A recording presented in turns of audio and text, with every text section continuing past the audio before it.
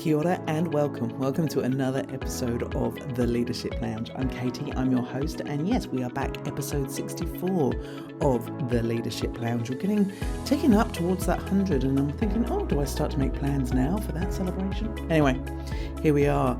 The Leadership Lounge is a place for you as a healthcare leader to take that moment, pause, deep breath, get a fresh perspective on the work that you're doing, because you are working really friggin' hard right now, and snatch its times, moments, every little counts, right? In this space to just think, okay, what could I do? Maybe I could try that. You know, you're forever on that search. This is the place for that type of moment, for you to just take that big breath. Let's take another big breath. I'm all about the big breaths in the moment, so that you can keep on doing what you're doing, because it is so needed, so needed. So I'm hearing so many more stories now. I'm in the UK about different aspects of healthcare, and predominantly, interestingly, from the users of healthcare, which is important, right? Because it is often the reason why we are all doing what we're doing. But I'm not going to dwell on those at the moment. Because this is always personal. This is always me sitting down having a chat with you, really. This is what this podcast has been. It's like we really are sitting over a cup of tea or coffee on a sofa in a lounge and chatting about things. One of the things we've been up to here in the new place that we're living in is decorating. And we are complete novices. This is quite entertaining. And we started stripping the wallpaper in a room yesterday to prepare it for painting. We want to paint it different colours and all that jazz. And it turned to be quite interesting, because Adam was just to dive straight in and do everything. And I was, let's prep the area. Let's take the things out of the room first. Let's remove these different things so that we've protected the area from whatever chaos and mess we're going to create. So I was a lot about prepping the area. And This proved to be quite a smart move, actually, because we did make quite a lot of mess. But as the walls started to become uncovered, and they do look pretty good, I'm quite chuffed, really. I'm quite excited. But there were a few cracks, and then in another area, there were slightly bigger cracks, and you can see where there's like 3 different colours of plaster over stuff. And I did what every, novice would do, and I phoned my dad and video timed him around the room, giving some random things about different holes that we'd created where we'd taken down a picture rail and what should we do, and getting his advice. And one of the bits of advice that he gave us, because he asked what colour paint we were going to paint it, and he said, so what you might be worth doing is just putting a plaster over all the wall so it's all the same colour, because if you sand and paint on that, even if the wall is good, your colour is going to look different because of the plaster underneath. Now, Miss Novice here wouldn't have thought of that. Would have been obvious after she'd painted, obviously. However, it was really good, useful advice. Plaster it all over one colour. Might be worth getting someone in to just do it rather, neatly and quickly. Whatever. Great advice, Dad. So all of this stuff is the foundations, because we've got this point of what we're working towards, right? We wanted rid of the terrible wallpaper. We wanted a fresh coat of paint. We wanted to be able to make it our space and our room. And this, you will not be surprised to know, equates completely to who we are as leaders.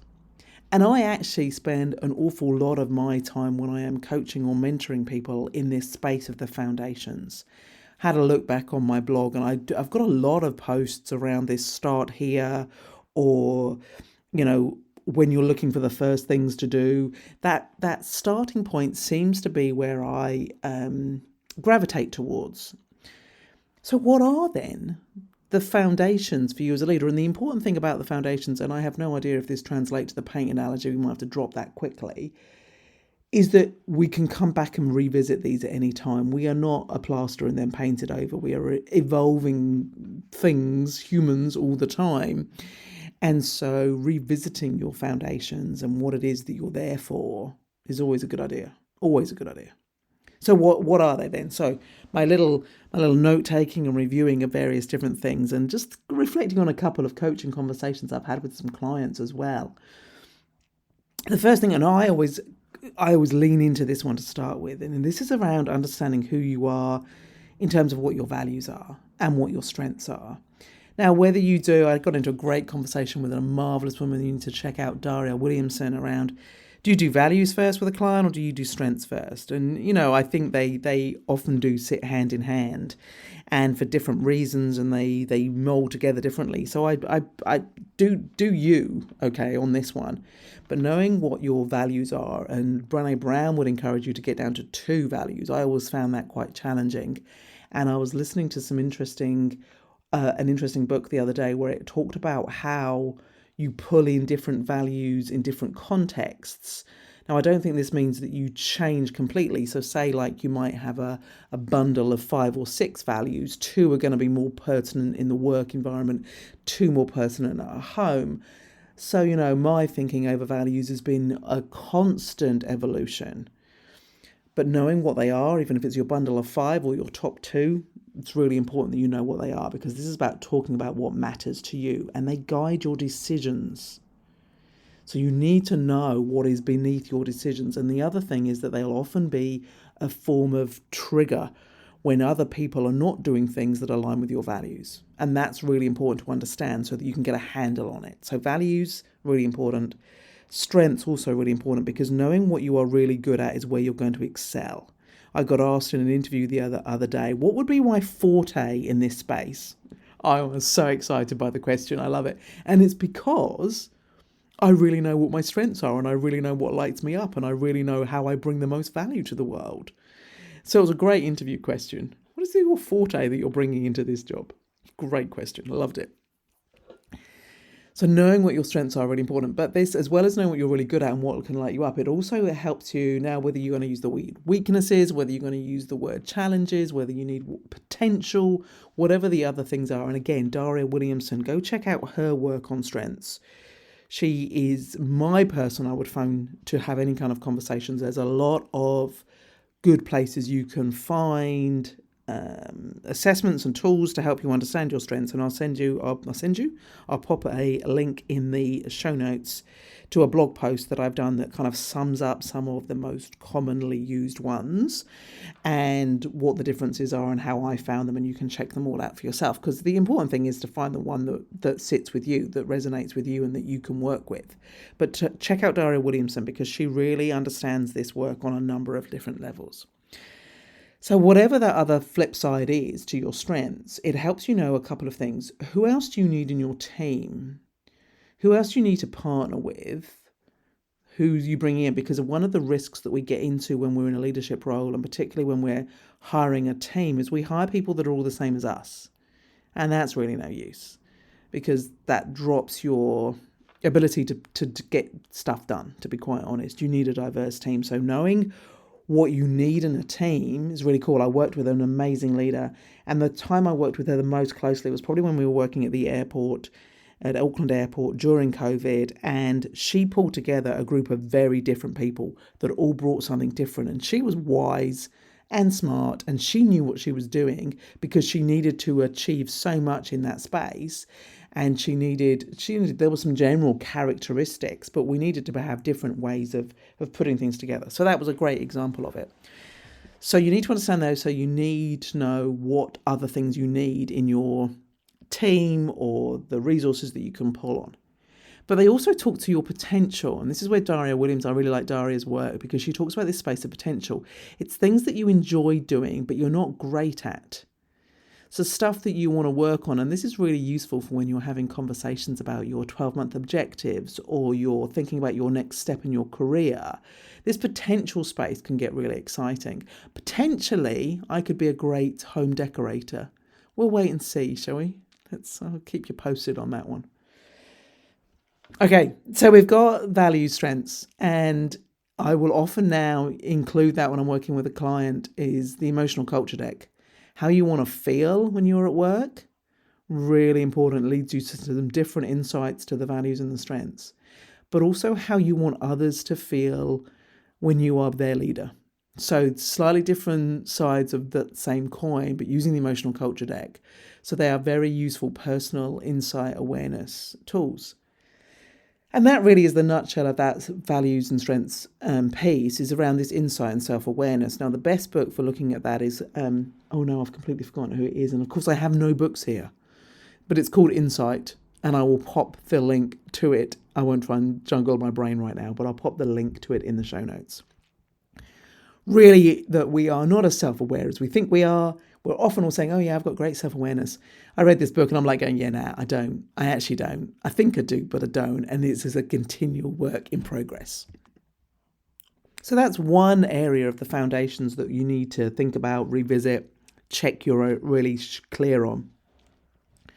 The other area is this space of well-being, really, in a nutshell. And I was working with a client the other day, and it's been delightful because we'd had several sessions where they clearly weren't well, to the point where I was actually quite concerned. And we started putting in some really baby steps.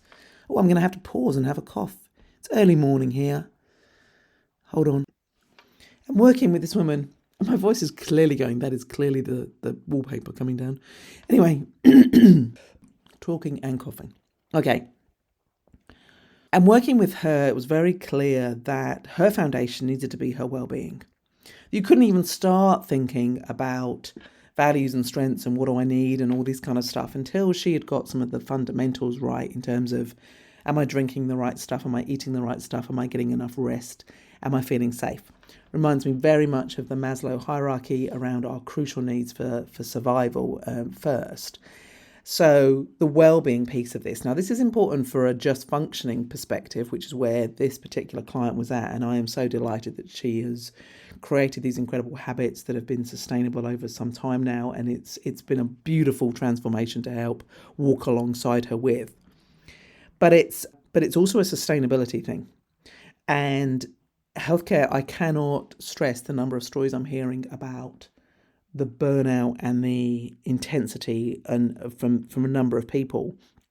And so this sustainability thing, and it always goes hand in hand with, it doesn't matter if you've got the best systems and the best well-being tactics in the world, if your system is not set up to enable you to do good work, then you're on a high road to hell kind of thing. But however, let's pull the politics of that aside for now. I may come back to it at another episode on the list. Let's get political. But this is about how you sustain it, because we need things like rest. We need things, it's whether it's as simple as making sure you've got lunch with you or your water bottle filled up, or whether it's things like, how do I plan regular holidays and regular breaks? How do I make sure I'm not doing emails right into the night or not working at the weekends because I am going to be more effective when I have a rest? How do you build in those systems? That's what I'm talking about. Because we give away a lot of our power and our energy, and actually we are in control a lot more than we think we are. It's difficult, I know it's not as simple as that. I've been there, and I know it's not as simple, but I do believe that we can claim back more time, power, and control than it can feel. So go for that. What is the stuff that is setting you up so that you can be sustainable as a leader? And then the third thing, and it does connects in with the Maslow hierarchy stuff, is who are your people? Who's around you? Is it your network that is your foundation? So certainly when I started working for myself, that sudden loss of a team and people that you are seeing and working with every day, my biggest need was to get people in my life and being very intentional about creating that network and group of people that I could chat to and have coffee with and go for walks with, all of that stuff. So your network is your foundation, making sure you've got good people around you. And doesn't need to be just work people. One of the sayings I love the most, and I have no knowledge if this is true, research-based, or just completely made up, but I kind of like it, and it always challenges me. So the saying is, you're the average of the 5 people you spend the most time with. You're the average of the 5 people you spend the most time with. And I think, particularly when you understand what your values are, particularly when you understand what your purpose, your goals, your mission, your purpose, what excites you, what really matters to you in life, when you understand those things, then you can sometimes look around and you go, what am I doing with these people? So pull people towards you, draw people towards you who are going to raise you up, who are going to make you want to be a better person. I worked with a boss once who was exactly that for me, challenged me, but lifted my thinking in a number of ways. And so this idea of, is your foundation the people that you're spending time with and that you're around? Then the final thing that made it to my list when I was thinking about this is sometimes our foundation needs to be our actual skill set, the actual ability to do the job.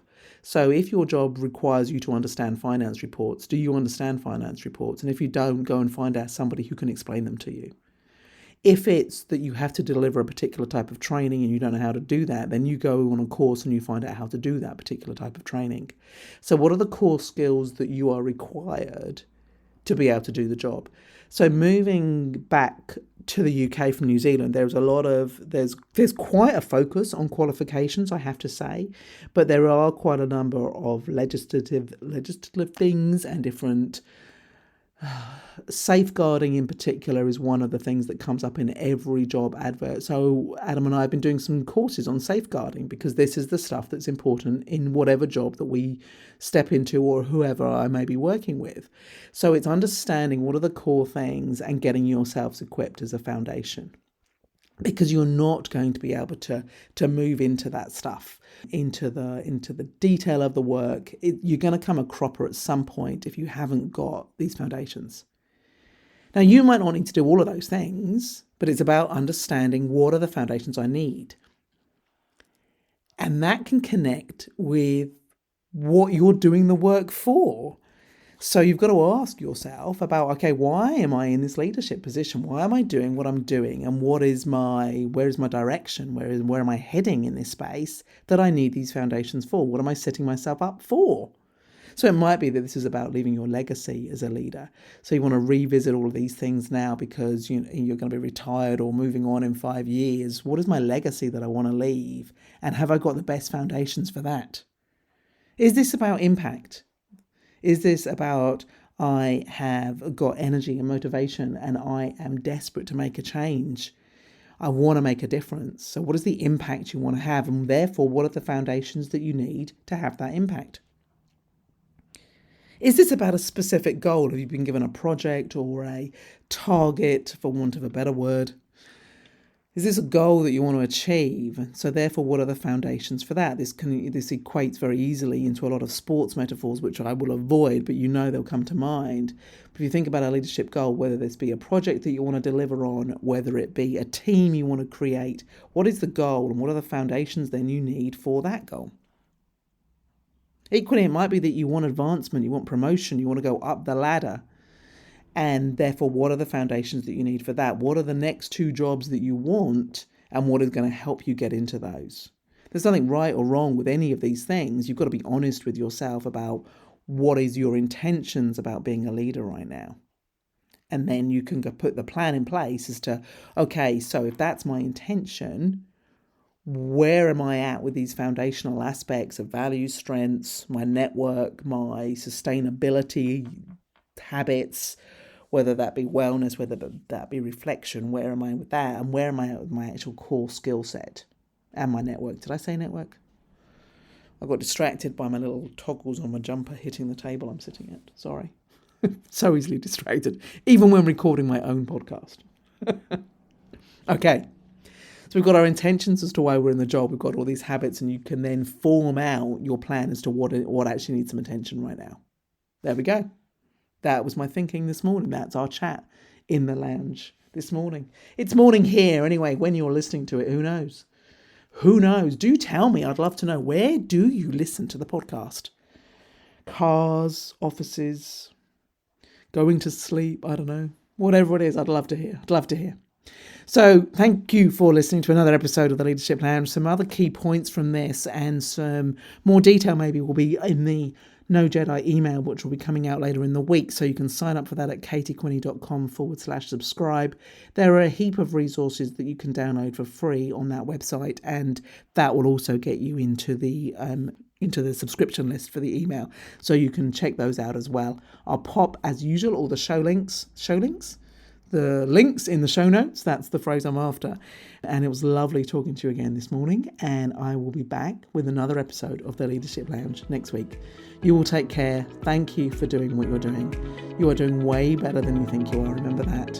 And keep on keeping on. Have a great week. And I'll meet you back next week in another episode of the Leadership Lounge.